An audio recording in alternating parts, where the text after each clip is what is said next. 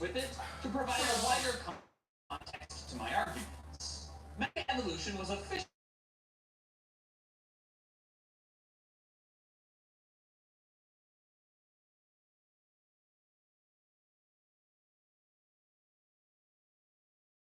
recall being extremely hyped. The 911 lines are down. Caught me completely off guard. I know, that's what you're still reading. That's why I wanted to let you know. It's like the fucking Purge.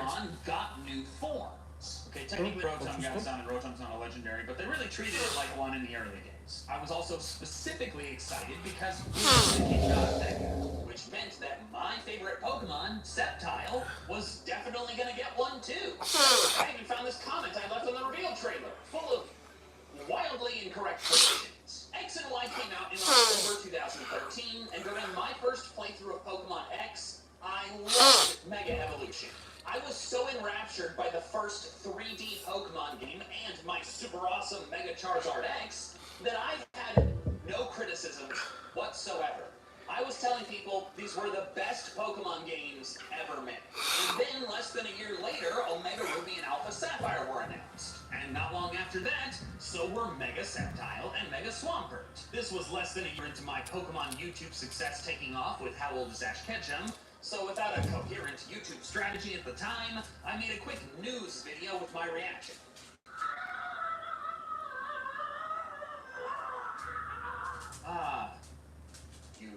Then when the games came out, I was ecstatic and played through them with this team. Intentionally chosen such that all but Crobat could Mega Evolve.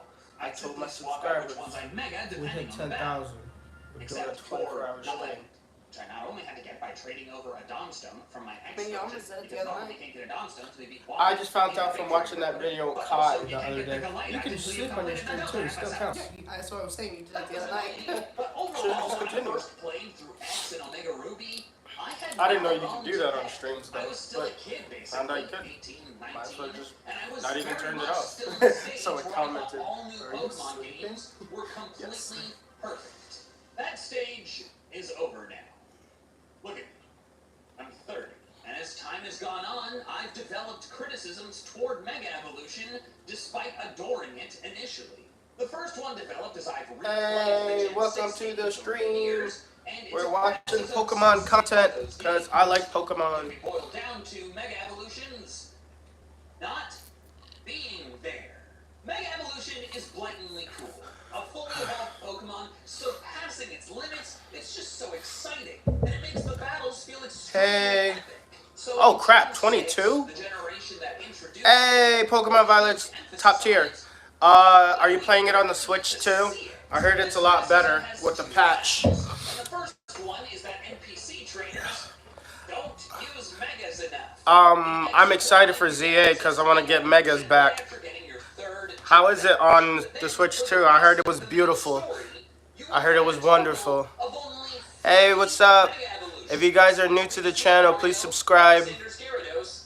I'm a YouTuber, and I want to start doing Pokemon content, but I don't know how to start, so I just make content. I heard it was really smooth. Are you excited for ZA? Let's go! We're gonna start doing video game content, maybe. I don't know. I say I will, but I kind of just play it on live. Yo, same. I hope they add some new starters. You have a good day, sir. I mean, bro. I don't know why I said sir, but you have a good day. Thank you for joining the live for a little bit.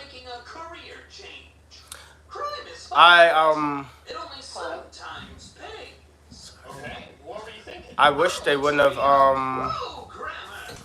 gaming content, but I'll probably do like gaming content on my lives, and I don't know about like on my actual page. Maybe like shorts and like lives and stuff. Boot.dev teaches you back-end web development, including languages like Python, JavaScript, Go, and but I know there's like, when it comes to the gaming content, it's kind of hard to be like successful because so many people are doing it. what I've learned from doing content is the best way to do content is to actually start. Like, even if you have a shitty camera or shitty setup, you're not going to be able to learn what's good or what's bad until, like, you try. The thing about, like, content is you can't learn where to get better unless you try. And you gotta learn. It's all trial and error. Like, I've been hyper fixated on, like, all of this YouTube stuff and trying to get good at it, so I've been studying it. Of course, like, the thing about, like, me being so low in the process is I can pass off, like, the stuff I've been learning. And what I've learned from, like, being so fixated on, like, having a successful YouTube is, like, the only way to be successful is to learn. And you gotta learn by putting yourself out there. Trial and error, but trust the process. And I'm glad I can give you that advice. There's my wife.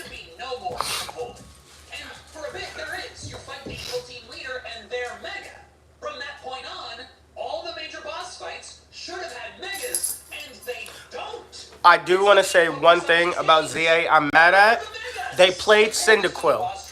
They gave him a new evolution, but now he's not going to get a Mega. But Chikorita and Totodile is.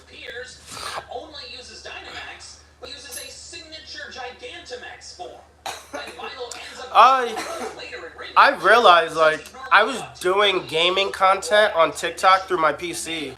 That's probably, like, your easiest way of doing it. I know there's also, like, a lot of gaming setups.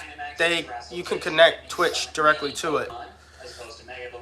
Hey, Elijah, welcome back. Damn, dude, you're like 5 days in a row. You are a faithful follower, and I appreciate you the most. But, gaming content, depending on your system, it's easy. I don't know about the Switch 2, how to do it, but I'm pretty sure you could just set up something to it. Probably, I'm assuming. But check YouTube. Since thankfully Wally already does. Wait, how did it take me this long to realize that Wallace and Wally have very similar names? Are they the same guy? The Ho and Elite Four actually have specific megas that they use in the league rematches, which is better than X and Y, where they never use megas at any point. Flygon better get a Mega.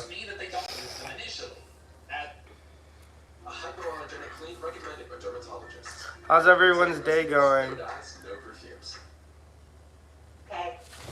Ready to avoid talking about salary. Oh, it's just a car driving by. Calm down, babe. I want to show you how easy it is to get on all major streaming platforms like Spotify and Apple Music, because if you're not doing that by now, you're missing out on a huge opportunity to make money with your music. So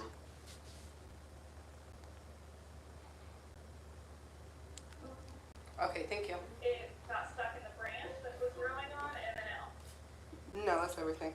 As for Wallace, poor Wallace, they definitely intended to make a Mega Milotic. 18 stops, Maybe about an not hour and a in half. his gym battle, but in that post-game battle in the Delta Thanks. episode, Cutting it close. didn't. I We think gotta they leave ran at out of 5. time, or couldn't find one. That's what's Wasn't cutting it too close. similar to all the 3:30. I think the Well, same it says thing happened with 4:15. Flygon, so huge bummer there. That's just what she said. Swapped another one in. Mega Hero The deliveries kind of an hour ago. It was 50. and Owen that can actually go Mega. But that's just one half of the problem. The trainers don't use Mega Evolution enough, but neither do you. In X and Y, there were 28 Mega Evolutions available at some point in the entirety of the games. Technically, there were 30 total, since Mega Latios and Latios are actually the code of the game. But not only are they unobtainable, so is their Mega Stem. 4 of the Megas were starters, and you'll of course get 1 per playthrough before the league. One of them is Lucario, gifted to you as part of getting the Mega Ring, and 2 are Mewtwo, which is of course a post-game legendary. But then, of the remaining 21, only 5 of their Mega Stones are obtainable before the league. And one of those was the Blazikenite, which was event only and unobtainable from January 2014 onward. So if you were to start an X and Y playthrough today, that means you can use this fancy central mechanic of X and Y on a grand Oh, that's ass. In one playthrough. It blows my mind how limited they made this major mechanic. Oris was much better on this front. Most of the Holodex Megastones are obtainable reasonably early, but some are still locked to the post-game despite the Pokemon being catchable before then. Then several more Megas can be used once you get the National Dex upon stopping Groudon or Kyogre. This makes it so that eventually you can obtain both the Pokemon and its stone for a little more than half of the Megas that were available in Omega Ruby Alpha Sapphire. Which still is not enough in my opinion, but at least it's better than X and Y. And what's kind of frustrating about this problem is that the solution is simple. Just make the Mega Stones available earlier, especially in X and Y. I understand there can be a rewarding feeling as part of the quest hunting them all down in the post-game once you have the upgraded Mega Ring, but that's overshadowed by the fact that it feels unfair. There's so many Pokemon that you could have gotten a really long time ago that you just arbitrarily were not able to Mega Evolve because they decided to toss the stone in the post-game. If you can get the Pokemon before the league, I feel you should have been able to Mega Evolve it before the league. I The agree. only exception I see are the cases where they really wanted a certain boss fight to be the first time you see a specific Mega. So, for example, I can forgive Gardevoir's Mega Stone being post-game only in Kalos because they wanted that to be a big reveal. But not all the other ones. Why the hell did I have to wait for Mega Heracross?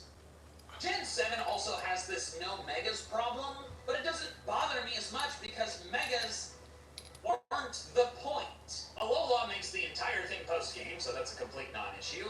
But Let's Go is different. You gain Mega Evolution late, but still before the league, right after getting your 7th badge. Now, at first it appears that the two halves of the no Megas problem are in full force here. You can initially only Mega the original trio of Kanto starters, having to obtain the other stones post-game, and then in the league, your rival uses Mega Pidgeot as champion, but none of the Elite Four use Megas. Lance goes Mega Charizard X in his rematch, but none of the other three ever use a Mega. However, as I said, in these games, Megas are not the point. They found a way to toss them in as a last bit of fan service before they moved on, as evidenced by the fact that most of them aren't even in the game.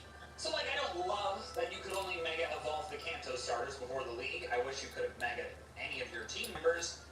But I can stomach it more because the time that you're limited is really small. I'll admit, it would have been cool to see the Elite Four use more Megas, and I do think it's weird that Agatha doesn't use Mega Gengar at all, even in the rematch. Seriously, that's really weird, Yeah, right? I agree. She's got 2 of them. But Lorelei and Bruno were screwed no matter what, since Kanto does not have any ice or fighting Megas. I guess Lorelei could have used Mega Slowbro, since while it's not an ice type, she does use Slowbro, but the Mega that would fit Bruno best is Mega Aerodactyl? I suppose, because he also uses some rock types. But it feels wrong. In short, Let's Go Megas are weird, but I can tolerate it because there really was not much emphasis on it. My issues with Mega Evolution go beyond their Gen 6 implementation, though.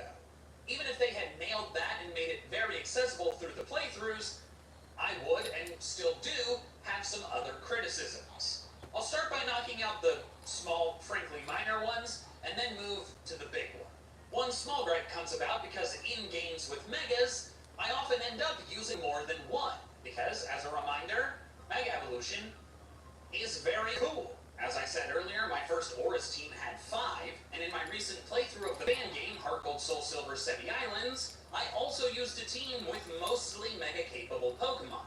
However, because a Pokemon has to hold its Mega Stone to evolve, and I can only Mega one Pokemon per battle, that meant in most battles, most of my team had useless held items, or simply never went Mega at all. I understand why they used held items for this gimmick, because the reality is, if you have an extra powerful Pokemon, letting it hold an item to boost it even further would be super broken. So, thankfully they never did that. Hey, what's up? And thus, How you this doing? is a small complaint. It's really just kind of inconvenient when doing a playthrough. But I still feel like there could have been ways to make it more fluid, to use more I'm than just sitting one here chilling. You Using multiple Megas worked very you know. smoothly in Let's Go because it didn't have held items at all, so a Pokemon not going Mega when it could have was unable to be a hindrance. It's not like it was missing out on holding a choice band. But in a game that does have held items, maybe the act of Mega evolving just like tosses away the item that you were holding, like knockoff. The real solution is to do what the competitive players did, which is just use one Mega, maybe two. But like, that's not as fun. Want to use a lot of the Megas. Again, they are cool. My next minor Mega Evolution gripe is how they presented it in the Pokedex in Gen 7. My most viewed short on this channel covers several instances of horrifying Pokedex entries about Mega Evolutions, which got their own specific entries starting in Sun and Moon. Here are a few examples. Mega Glalie in Ultra Moon. The power of Mega Evolution was so strong How's your day going? smashed Glalie's jaw. Its inability to eat very well leaves Glalie irritated. Mega Scizor in Ultra Sun. It stores the excess energy from Mega Evolution, so after a long time passes, its body starts to melt. Mega Sableye in Ultra Sun. Bathed in the energy of Mega Evolution, the gemstone on its chest expands, rips through its skin, and falls out. Jesus! And also, what the hell? This is one of the most insane retcons that Pokemon has ever done. Mega Evolution is supposed to be possible because of a strong bond between the Pokemon and the trainer. So, what's with all this horrible stuff about it torturing the Pokemon? One theory I've seen is that it was a subtle primer to make people like Mega Evolution less, because Game Freak knew they were not going to include it in the next generation. If this theory is true, then that was silly. Like, people were going to be upset about Mega Evolutions leaving no matter what. People like Megas. But now they're also upset about this disturbing lore, and you've put yourself in a corner for Legends ZA. Like, you're bringing back Mega Evolutions that now, canonically, torture the Pokemon. Are they just going to gloss over it and pretend the Gen 7 Dex entries never existed? Honestly, probably. So those were my two minor general Mega Evolution complaints, but now for my biggest one, and I think it's the most important. Mega Evolution is bad for weak Pokemon. Mechanically, Mega Evolution can change a Pokemon's ability and type, as long as one of the original types stays, but both of these are optional. Aerodactyl changes only its ability. Audino changes only its type, depending on the ability that it started with. Sceptile changes both, and Latios changes neither. But what all Megas must do is add 100 to the Pokemon's base stat total. That doesn't necessarily mean that stats only stay the same or grow, though. Stats can actually drop as long as those points are redistributed such that the total ends up 100 higher. For example, Mega Garchomp is 10 points slower than regular Garchomp. They moved 10 of its speed points elsewhere. Additionally, abilities can artificially increase the stat gain, like Mega Mawile with huge power. But ignoring abilities, adding 100 is constant. This is notable because it means the stat buff is consistent across species, regardless of how strong the Pokemon was to begin with. Now, this would be fine if they only gave Megas to weaker Pokemon that needed help catching up, but that is not what happened. They gave Megas to already good Pokemon, like starters, and then went even further and gave them to legendary Pokemon. Pokemon that start with base stat totals of 600. They knew what they was doing. To 700, making them almost as strong as God. This pairs horribly with the fact that you can only Mega Evolve one Pokemon at a time. Particularly in competitive play, this meant that most Megas were almost never used. Why would you use Mega Sableye with a pathetic 480 stat total when 700 base stat total Mega Salamence is an option? Now, one valid counter to this is that the competitive scene will always be dominated by the small group of the absolute best Pokemon. So the top 6 to 8 Megas, maybe less, were always going to be disproportionately represented.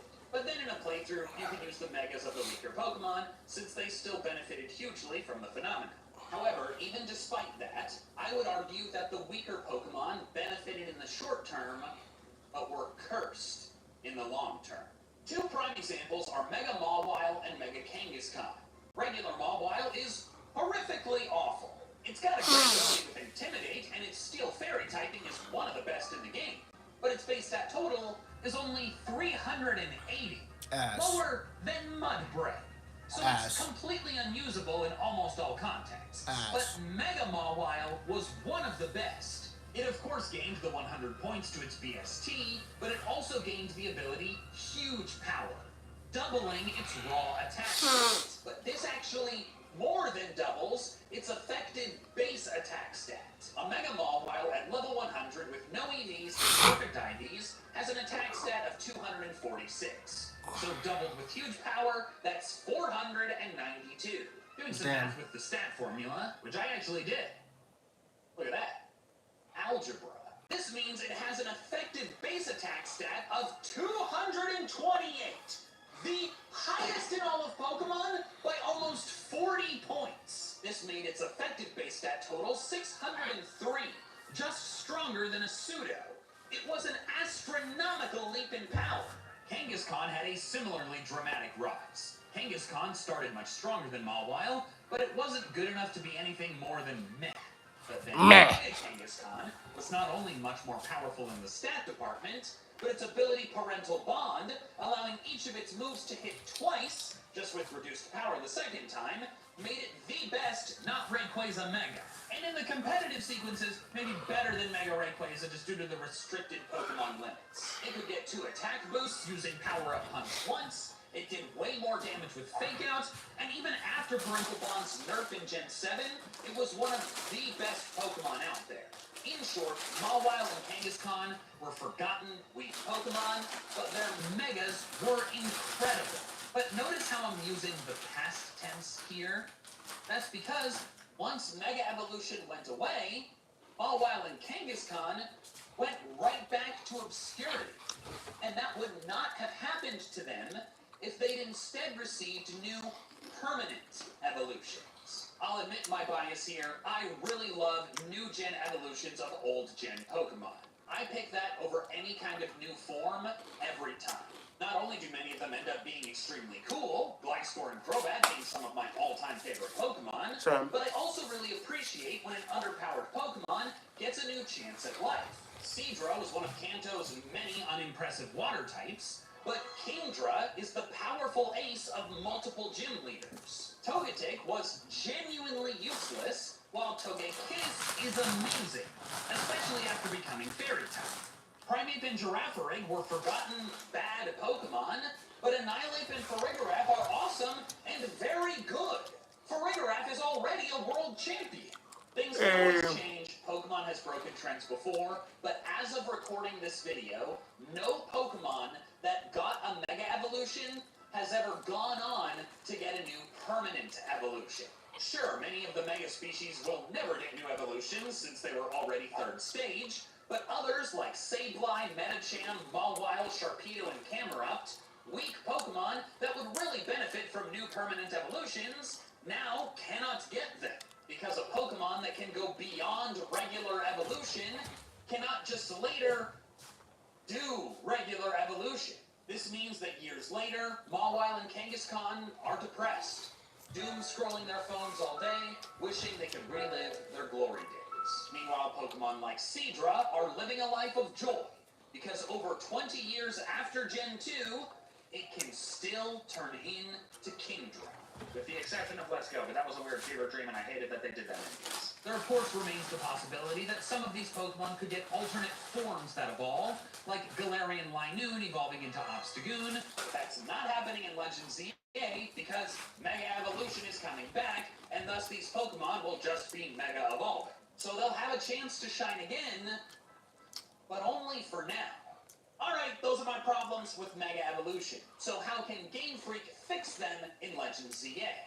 Well, some of them they might have already done with one big significant change, but before that, let me cover the problems that they might fix, but I don't know if they will at the time of recording. First, my problem with the Gen 6 game's lack of Mega presence. ZA can solve this by simply giving the player and NPCs extensive access to Mega Evolution. Most, if not all, non-legendary Megas should be available before completing the main story. I also expect new Megas to be introduced, and those in particular should be made very accessible.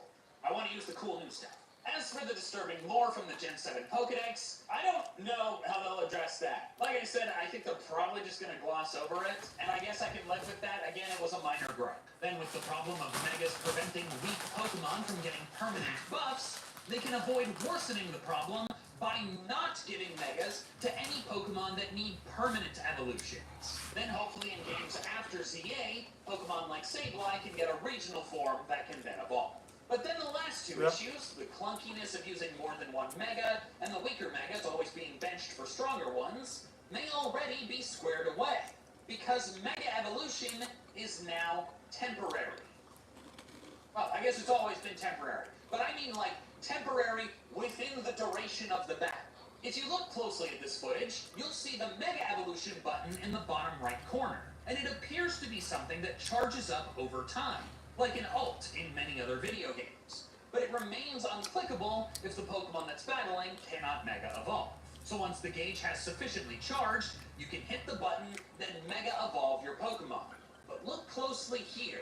Its charge is going down as time passes. I cannot say with complete certainty, but this heavily implies that when that gauge runs out, your Pokemon goes back to normal. This is fantastic, and it's perfect for the new real-time battle system. Mega Evolution is no longer just a cheeky way to have a higher base stat total Pokemon on your team. You have to time it and use it strategically. I also think this time limit could work in turn-based battles too, such as in the upcoming Pokemon Champions. Maybe Megas become like Dynamax, where a Mega Evolution only lasts a few turns. Just don't let any Megas, like, activate Intimidate too many times. Like, we know from Incineroar that is OP. This in-battle timer also means that having multiple Megas is no longer as much of a hindrance. If the battle is long enough, you could use one Mega, have the charge run out, then build up another one, and use a different Mega. Using multiple becomes easy, and it means that it can make sense to use one overpowered Mega, and one that isn't as strong, but works better in certain matchups. And it seems like they want us to use more than one. This trainer uses both Lucario and Gardevoir, this one Gengar and Ampharos, and this one Alakazam and Gyarados. There's a variety of them. I will say the multiple Mega system does work better because, at least I don't believe getting build items in ZA is a real-time battle system. So like, I gotta get the return for my kids still. Is that something I can just pick and in the that's store? fine. I'm excited to try it. Yeah, that would work better. I gotta get that from him. It's his school computer. If they nail the upgrades in ZA, and it seems like they very well might. I am excited. Alright, thank you. Thanks so much for watching. If you Let's want to check out other go. style videos, I recommend this one where I talk about what Let's really go. excited Shining Pearl. Open it. What do you got all over your face? Huh? What are you eating? My business. I'm hungry. I'm munching. I'm hungry too. You can watch me. That didn't even make sense. I'm hungry too. You can munch me. I'm probably clean about how I get millions. Oh, you got a new Wi-Fi box too? Yeah. Everything. I have two friends, Damien and Ronan. Okay, one, pass it down. Ambition is size of our problems. We gotta become as much you can to relieve our artists hands-on. Whether you have a lot of streams or you don't have that many, it doesn't really matter. Leverage in the industry. Our commercial thesis is very simple. We have a leverage in whatever other artists in the industry. So there you go. That's us. We all work together so we can get convert and tap into the campaign today and help you on the other end. Basically, you're struggling at this New iPhone, who this? change just comes with it. So I think the moment that I realized that I was always enough, and I always belonged at the table, is when I completed the America program. The 10 pseudo I thought it was more cameras, not less. powerful in their final forms, but they can require a lot of work to raise. Therefore, in games with more than one, you're going to want to make sure you make the right choice. Here are my picks for the best pseudo-legendary Pokemon in every mainline pseudo-legend available before the Pokemon League, making these the best pseudos by default. Nope, If they're you're different. wondering why Gold, Look Silver, at 'em. and Crystal are here, despite Tyranitar Look at the existing, charger. that's because Larvitar is only available in the Look at outrageously it. endgame It's not the Mount same. Silver, and only at a maximum level of 20. Baby. Unhinged. Baby. Crystal did take a bit I- to sell it on Game You Boy, can look at but your it's charger. still Remember the posted. usual iPhone chargers have the little Spellbound slits is in a them? post-league gift from Steven, so there's still only big odds Damn. for them. The first I game just got us new more than chargers, one too. pseudo-line of teams For us to take with us when we go out and we don't have to take our home chargers. This was done by the new Johto Safari. I'm glad it was free. The Johto Pokemon that were weirdly only post-game in Gen 2, like Murkrow and Mischievous, can now be obtained much sooner. Larvitar is one of those, found in the Mountain Zone. However, it could be annoying to get. This Safari Zone is customizable, but only half of the default area layouts actually include the Mountain Zone. And to unlock the ability to edit them, you have to catch a Geodude, show it to Palkia. Alright guys, I gotta get off of live to set up my phone, but we'll be on later tonight. Bye!